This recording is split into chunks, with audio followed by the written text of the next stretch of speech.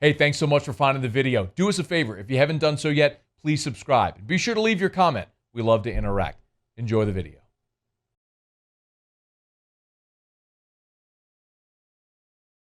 Mike, what in the hell happened on Saturday? 623 yards? Please shed some light on what in the world we watched on Saturday. You got beat. I know they got beat, Mike. 623. They played SEC football for 90 years, Mike. Nobody's ever done that. Yeah, and it answered the question. During the week, I probably did, 3, maybe 4 shows, people covering Mississippi State. And they asked me, do you think Mike Leach is going to change being in the SEC? And I'm like, you got to be kidding. He ain't changing for nobody. And basically what Mike did Saturday is what I've seen him do at Texas Tech, at Washington State. He don't care about running the football. He's going to continue to throw it, and he's going to make you eat it, so to speak. And that's what he did at LSU. And so losing got a lot of fathers to it. You understand over a course of time, it's just not one thing. But when you give up over 600 yards passing, let me throw this in. The only thing I saw different in watching Leach's teams and seeing him Saturday is how much he got Colin Hill involved with catching the football. Now, he's not had a back that talented. And really, Hill caught the football extremely well. It looked like LSU was lost, like they had never seen that back coming out the backfield, because he wasn't just a little bit open. He was wide open on every play that they threw it to him. That's going to be interesting as he spreads out these SEC defenses, and you start to want to match up with him, and then he gets the ball out to Hill, who's really a good player coming out the backfield. Matt, it's just not a physical thing, but I think also it's mental. First game of the season, everybody all off season's telling you how great you are. You the defending national champs. We're not going to blink, okay? It's been the craziest off season ever, for college football. Seeing what's happened with COVID, strife off the field, so many distractions.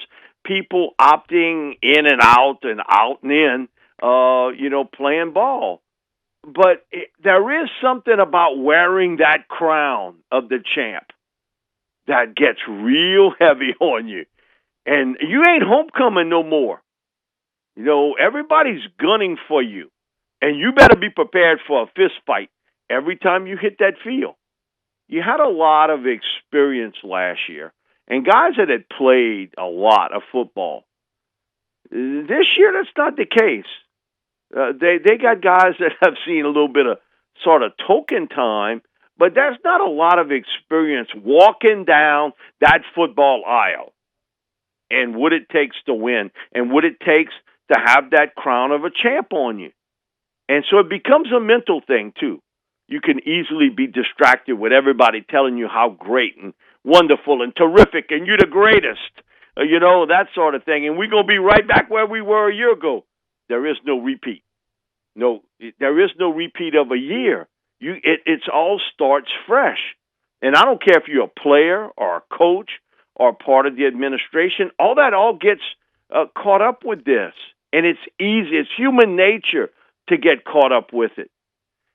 And when you start to get distracted, you start to lose energy and not be focused. And that's what you saw. You saw a football team that didn't have a lot of energy, and you saw a football team that didn't seem to be very focused at times and giving up big plays and the same plays over and over and over again. So you saw, and you now got an appreciation, if you're really a football fan, got an appreciation for what Bill Belichick does in New England. You got an appreciation for what Nick Saban does at Alabama. Because you know what? There's a lot of ups and downs in this world. When you play in college football, you losing coaches, you losing players, and no season's the same as the next. And, Dabo, similar type deal. He suddenly got rolling at Clemson. We saw Urban Meyer and what he did at Ohio State. Let's see if Ryan Day can continue that, especially after this year. when he's going to lose a ton of people to the NFL, how that continues. And it is a mental thing. And here's the other factor. You lose the best defensive player in the country overnight to something that, out of the blue.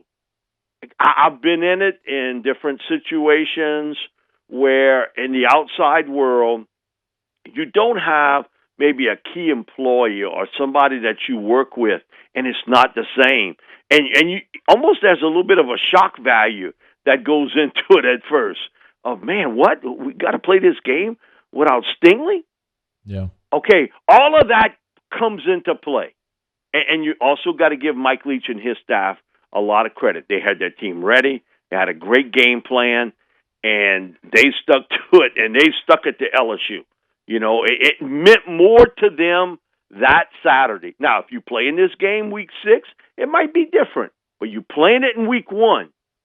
And that mental focus and that lack of energy showed up. There was a little stretch there when LSU made a run, when they got a turnover, and then they hit the big play, and then you get another turnover, and you kick a field goal. But where was the energy? And that's where big-time leaders got to step up. And right now, that's part of it. So you can point fingers at everybody, okay? Because, again, losing got a ton of fathers to it. But really, it gets hung on the fact that when they hang over 600 yards passing on you, man, that's difficult. You seemingly were lost in trying to make a play on the defense. I know Elias Ricks made a play, and that was just a bad throw on KJ's part. Yeah. One of the few that he made, because if he throws that to the outside instead of the inside, that's a completion. That guy's open. Just watch that film of that play. That guy's open over the top. And he threw the ball inside, and Elias made a nice play on it.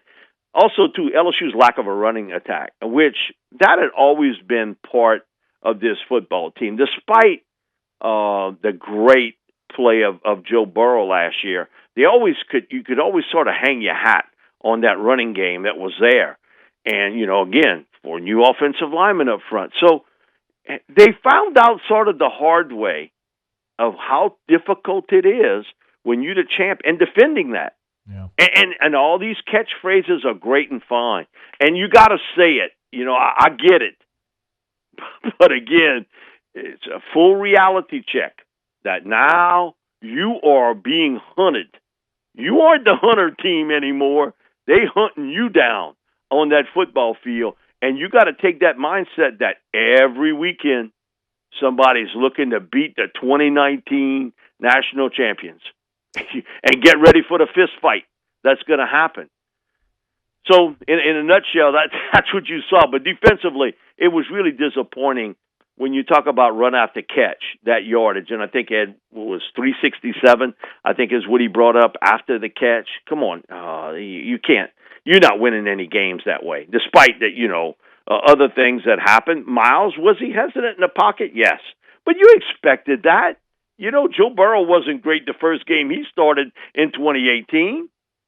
So you expected that would be some hiccups on the offensive side of football, but nothing like this on the defensive side of football. Nothing like this. I don't think anybody expected it, and that's why I was a little bit hesitant last week, because I thought about that mindset and how people, sometimes you're not ready for the fight, and they didn't seem really ready mentally and focused and energy for what you're going to see all season long for every team you step on that field with.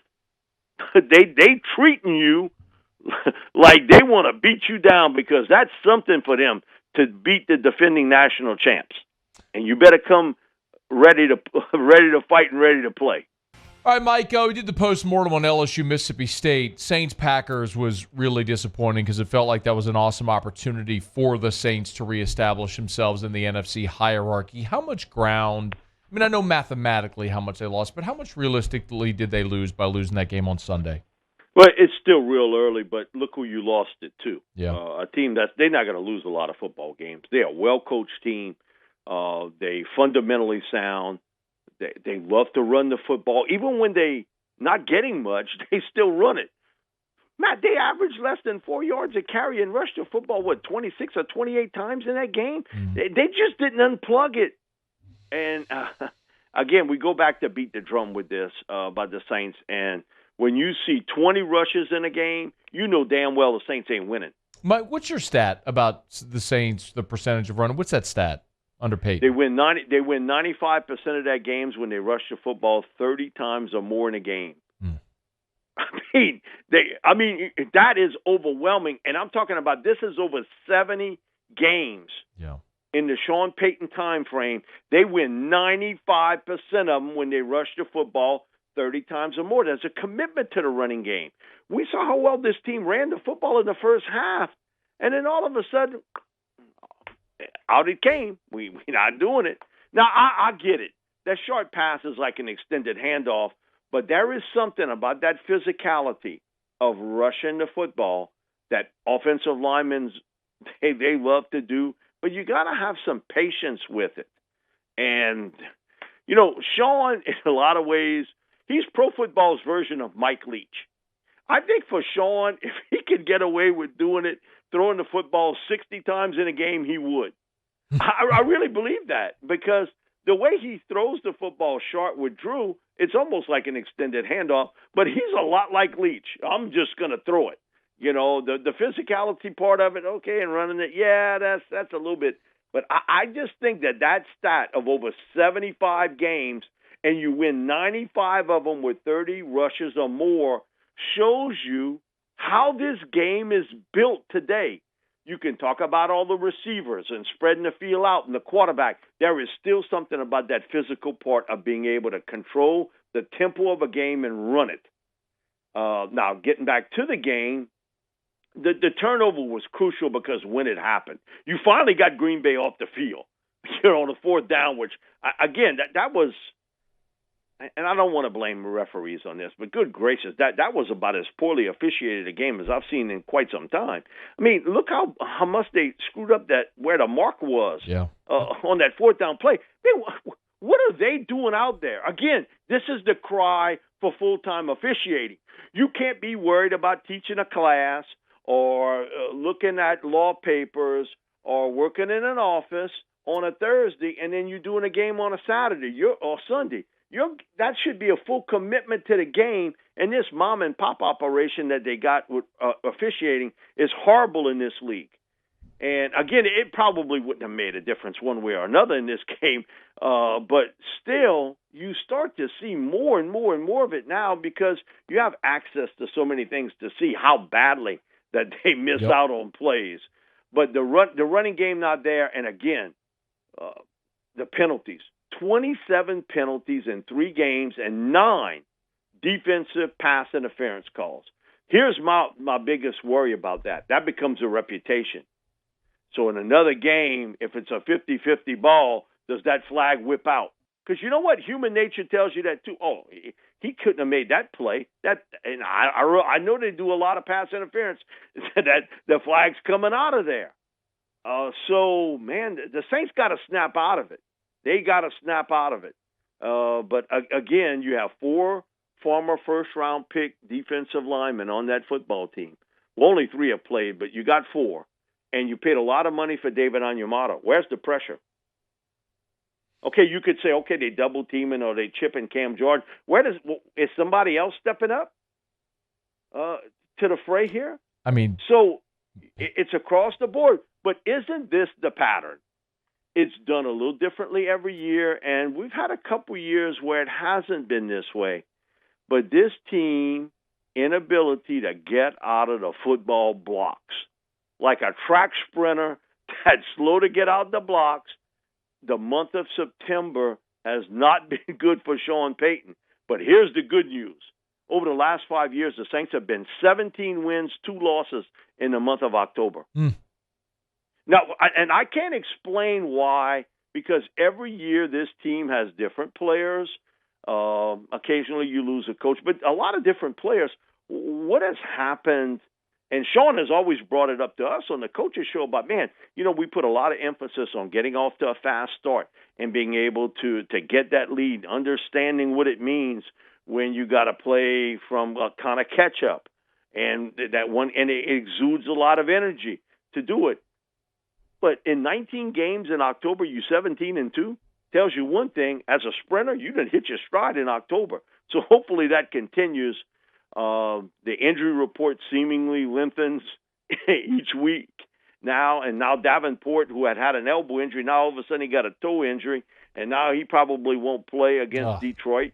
With Thomas, we'll see what happens, because it's not so much, you in practice, but what happens afterwards? How much inflammation, how much pain you in after practicing with that high ankle sprain? So that'll probably be a game time decision with Michael Thomas.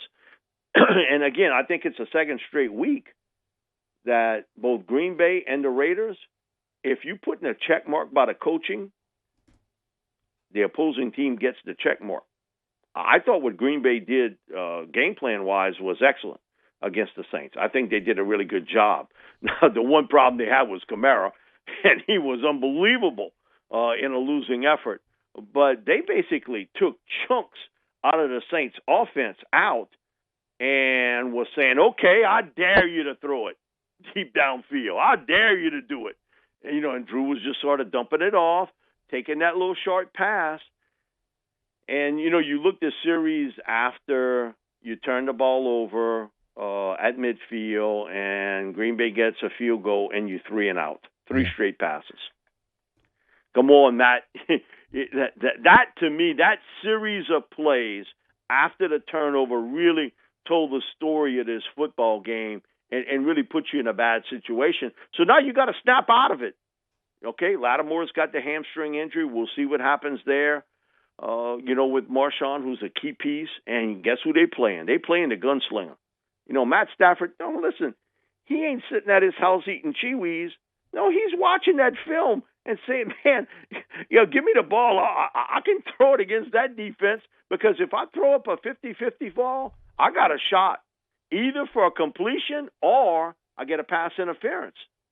So the Saints better snap out of it. But history does not always repeat itself, but it has a similar ring of how this team has for many years started out slowly, and October has been a month that they've kicked it into gear. Again, 17-2 is that's a really strong number. No, if I'm a gambler, I'm looking at that. Not that I am, but you know what I mean.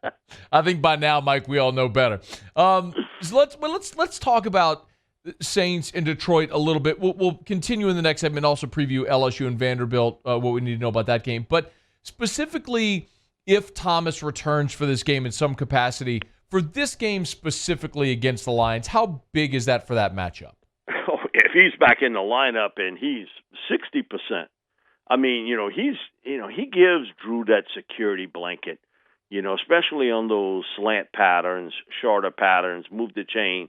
Man, Mike is just terrific with that. I mean, again, it goes to show you, and I hate to bring this up every week, all this garbage about next man up. I could have said that in the LSU segment. We saw what the next man was. He might have talent, but he don't have that experience out on the field. And next man up, Michael Thomas on this football team, give me a break. There ain't no next man up that says, we don't like to say it in our society, but it's true. There are people that are a notch and a half or 2 notches better than us in a profession. We want to think we the greatest, okay? The greatest to do certain. And our team has this guy and that guy. Step up. You saw what stepped up. What stepped up the last couple of weeks since Thomas has been out of the lineup? You got Alvin Kamara. That's about it. And that's about it. So that tells you a lot about your football team, that it ain't just next man up. That's great for high school football. That's great to talk in the locker room, but it's not reality in life. That Michael Thomas is 2 steps better than anything that they have at receiver. And if he would play, and again, that's a big if, he elevates your football team in being able to do what Drew Brees still does really well. Accurate, short, intermediate part of the field, move the chains. That's what he does as better as good as anybody or better than anybody in this league today. So, yeah, he would be a huge mark to have. But, again, not knowing how his body responds to practicing and the torque that you put on your ankle and everything else, I think that still remains to be seen. And, again, you want to most likely have Davenport. You're not going to have Andrus Peat. You're not going to have Jared Cook. It's a great opportunity for Adam Troutman here. Yeah. Who I know one guy every week. I think he sends a text in or an email about Adam Troutman. Yeah. But now he got his prayer answered. Now you basically gonna see him here in this spot, and he's been a guy that's had now a lot of practices with Drew, and Drew I think has a bit of a trust factor now, and that he's going to make that catch. So I'm interested in Troutman in this game because we all know about Drew. He's a guy that loves to throw the football to the tight end. When he was with the Chargers, he had Antonio Gates. Then early on here with the Saints, if it was Jeremy Shockey or David Thomas or Jimmy Graham or Ben Watson, and now with Cook, he likes to pump that ball to the tight end. It's a great opportunity for the rookie now to showcase his skills as a receiver, and that's how you get a veteran quarterback to love you. Make big plays downfield. So, Mike, so many people this week have talked about air yards. It's been the thing with Breeze, right? That's been like the catch term and phrase that everyone's talking about. For me, though, I'm more concerned with a defense that's been dominant the past few years that's allowing 30 points a game.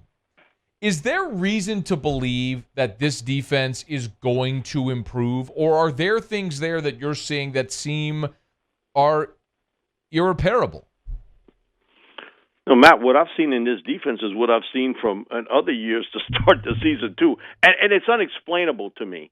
And I think it's even unexplainable to the coach why they've struggled on defense to start seasons. And they've given up 94 points. Okay. And, 9 defensive pass interference calls. That's a lot to overcome. I'm much more concerned about getting your defensive ills straight than I am on offense. Listen, what Drew does, he's been doing. Thank you. Now, he's not been as aggressive to push the ball downfield, and that part you can't disagree with. That he isn't pushing it down the field as he has in the past. But he's never been the deep ball thrower. He's always been that precise guy in that short, intermediate part of the field where you kind of get that in the ball of your playmaker and let him do something after the catch. That hasn't changed. But my thing is, don't be so hard-headed and get away from the running game. I think if there's any kind of point the finger, it's you've gotten away from the running game too quickly. In both the Raider game when you had some success, and again here against the Packers. And again, I can't explain that either. Those numbers tell you of how successful this team is when they can balance the scales. But defensively, not being able to get a pass rush and all these pass interference calls, right now you better clean that up real quickly. Because I do know the guy who's throwing it Sunday. He's pretty doggone good. Yeah. And Kenny Galloway's one heck of a receiver, too. And they got a young tight end. They've seen that tape of what Waller did against them. Watch if they don't try to attack the Saints in that same sort of spot in there. But I agree with you. I'm much more concerned about the defensive part of the game than the offense. But there's a bit of a concern with me is you got to make a commitment to the running game, and I think even Sean will admit this and has talked about this. His play call in the first couple of weeks, it ain't something to send home. It's not the A grade on the offensive side of football, and that's your bread and butter. Yeah. But again, aren't we going into this same sort of pattern of events that we've seen from year to year? And they got these genius writers, 4 years ago or 3 years ago, we were 2-2, and look what we did. No, it's a new season. Flip your calendar. Every year is different, but it has some remnants of the same thing.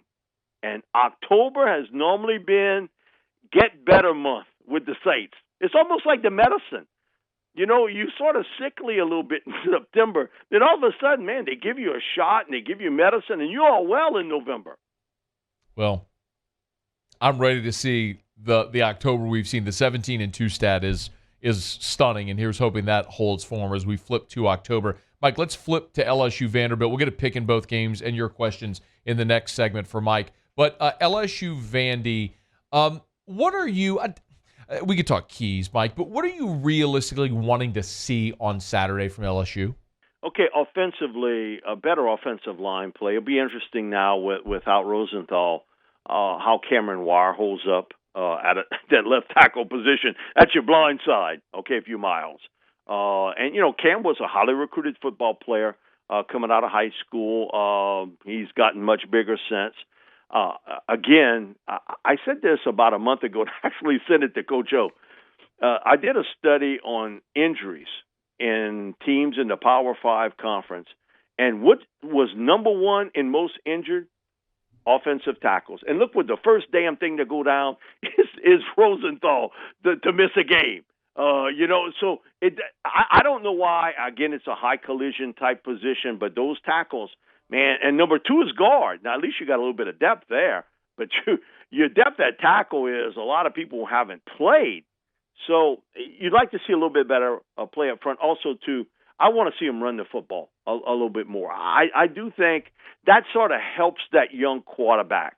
You sort of protecting him a little bit. And Miles will get better in the pocket with his reads. And that was a couple times, again, he held on to the football too long, and he's scrambling around looking for somebody to get open. That's just lack of experience in that spot. You can't expect he's going to be Joe Burrow. Okay? But there are a lot of people, I blame it all on Miles. What? Have you seen that defense play? Come on, that's one of the worst defensive performances I've seen at LSU in 20 years. And all this other foolishness about, we went to zone defense, we would have won. What was the biggest complaint last year early in the season about Dave Aranda? Soft coverage and playing zone defense. So now the same people that are telling you, we went to the zone. Come on.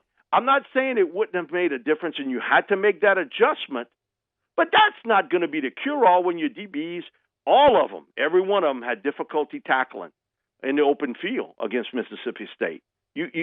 So again, it's part of the world you live in. You're the champs, and you expected to play at that high level, and you didn't last week against Mississippi State. And just going to the zone defense wouldn't have made that big of a difference if you can't tackle. If you got trouble tackling, then you're going to have trouble in that zone defense too. All because I think Mike Leach said it after the game. We expected LSU was going to give us that. So his game plan was sort of built on LSU playing zone defense, not man-to-man. There was a lot of confusion in that secondary, and you can understand why. You're playing a lot of new pieces there, but, man, I didn't think there'd be that much confusion there. LSU's pass rush, I thought, was really good. You found something there. Man, Ali Gay. Mike, I was going to ask. My next note was Ali Gay. Does he even make it to the bowl game? Man, does he look good. And he's built, and just seeing him on the hoof, so to speak, when you meet him, you say, wow, that's what a defensive end looks like. Mm-hmm. Man, he's explosive. He's got those long arms, and, man, he can just shoot around that offensive tackle. Now here's going to be the thing, because now other teams have seen that film, and they're going to start to chip him. They're going to have a back stay in to start to help out. Man, it was like, hey, listen, get somebody else to rush. But even Ojulari, I thought put a nice pressure on the other side. Again, there was some mistakes there, but, man, you got you a bit of a pass rush. Did we see anything close to that last year from both sides? They put a lot of pressure on Costello. The biggest surprise in that game was Costello didn't wet the pants. With a lot of pressure on him, he stood up in that pocket, and he made some throws. Now, again, he had some turnovers, but how well A.J. made those anticipation plays with people on top of him. And, because he didn't have a lot of free runs where, okay, 1,001, 1,002. No, man, he was whipping that ball out of there because he saw that, I don't know how they call holding today, but, boy, that was one obvious one. That Ali Gay got jerked back, almost looked like he had gotten into a car wreck or something. Mike, he was hooked the whole game. They had no answer for him, Mike. They had no answer at all for 11. Like, listen, just somebody just grab him. I don't want him on top of Costello, but Ali Gay really, really played a terrific football game, and you can see, man, he's got a chance to be something special. Yeah. And I like, too, BJ on the other side of getting some pressure also. I think he did a nice job there. So, man, that's encouraging for LSU, but you got to tackle better in the open field. I think defensively, that's the one thing that I think it was the biggest thing Coach O talked about going into the game was, I'm worried about tackling, because you really aren't in that spot. Practice is practice, game's a game, and LSU struggled open field tackling. So that's got to get better against Vandy. They're not going to do nothing that's going to fool you. Vandy, that offense they run, you know what they're going to throw at you. But you know what? Man, they went toe-to-toe with Texas A&M. All this genius offensive play calling by Jimbo Fisher, man, I ain't seen nothing genius by that. Saturday night, didn't it look like the same offense we've seen in all those other years in that Florida State? He didn't really adjust much, and he was fortunate to come out of there with a W. That wasn't a game that they held their hand way up in the air and said, man, did we beat them down? Yeah. No, they struggled, and now look who you walk in the ring with. And you don't think Nick and Alabama have heard that over and over and over all off season? Man, this is the year. Man, LSU caught y'all last year. Now this A&M's year.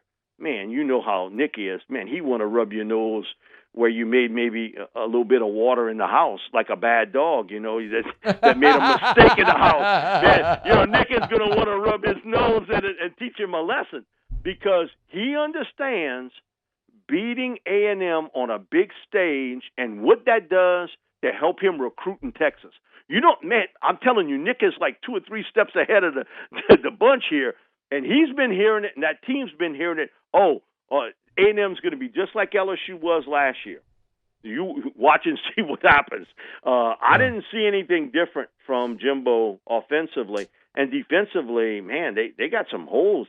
And, man, I see Jalen Waddle and Najee Harris and Devontae, and I'm like, oh, goodness, boys, y'all better strap it up, because I think Nick may want to rub your nose in that water. Mike D, before we get to questions, let's do some picks. First, LSU, Vandy in Nashville Saturday. How does it go?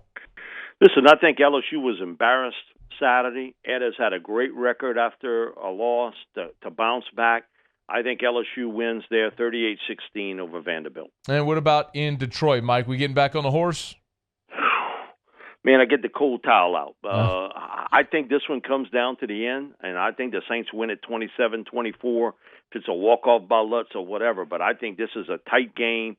And, again, that penalty situation, defensive pass interference situation rolls up again. But that 17-2 in the month of October tells you a lot about this football team. Somewhere, somehow, hits that stride. I think they get a W, but it'll be close in Detroit. All right, let's get your questions for Mike D. Let's start with an email. Warren asks, hey, Mike, how did Cesar Ruiz play last week? 51 snaps for number 51. What did you think?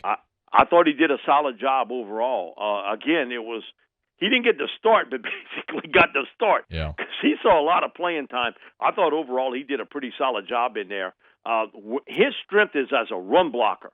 Man, he can really get under you and move you around. And that's why if I got a message to both coaches, it would be one, run the ball more. I thought Ruiz did a good job. Cliff Nelson in the Bayou Ford YouTube chat asked Mike, should LSU try and pass more against Vanderbilt because of their defensive line and try to tune their running game up against Missouri? No, tune up? What? Come on, this ain't a mechanic. No, you got to do it out on the field. Last week you didn't have that threat of a running game. Mississippi State sort of said, okay, if you want to throw it, go ahead and throw it. We'll match up. No, the running game sets up the pass. and you're trying to protect your quarterback here. So my thing is, no, I want to run it more than throw it more against Vandy. I want to run it. Now, I'm not saying early on I wouldn't attack. I would attack Vandy with throwing it. But, man, again, that running game for LSU is such a key part of it. And Ed always talks about it, 50-50. We run it 50, throw it 50. What was it last week? Oh, wasn't close to no 50-50. And early in the game, Mike, I want to say in the first half, it was closer to 70-30. 30. Yeah. Exactly. So you want to get away from what was a losing game plan and throw it even more?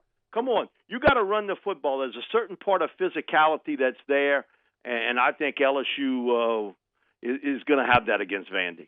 Ask Mike, is Matthew Pittman on Twitter. Ask Mike whose performance was more concerning, Brennan's or the defensive backs? No, it's the defensive backs. Come on.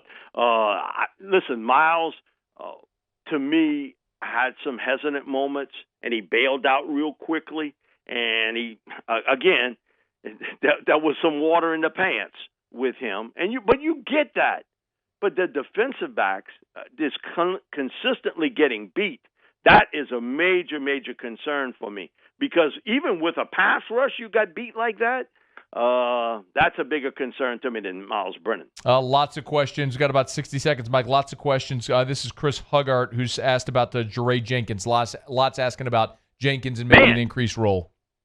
Did he play big time? Now, he dropped Awesome. the first one, but then after that, man, he really, really played well. He's a talented end, just sort of caught up with all the other names in the bunch, but he played an outstanding football game. And you can tell one thing, Miles trusts him. He trusts him to get him the football. That first game tells you what he thinks about Jenkins, that he knows he's going to get open and he's going to make a play. Deep shot down the middle was awesome when Jenkins went up and made the play. I agree with you. Mike D, SaintsReport.com, MikeDetillier.com. On Twitter, at Mike Detillier. You can read his stuff at part of the Saints News Network at SI.com. And, of course, with us every Thursday, courtesy of our friends at Sazerac Rye. Mike D, you the man. We appreciate you as always. We'll chat again next week. Thank you, Matthew. Hey, thanks so much for watching. Please leave your comments. I love to interact. And be sure to hit the red subscribe button below.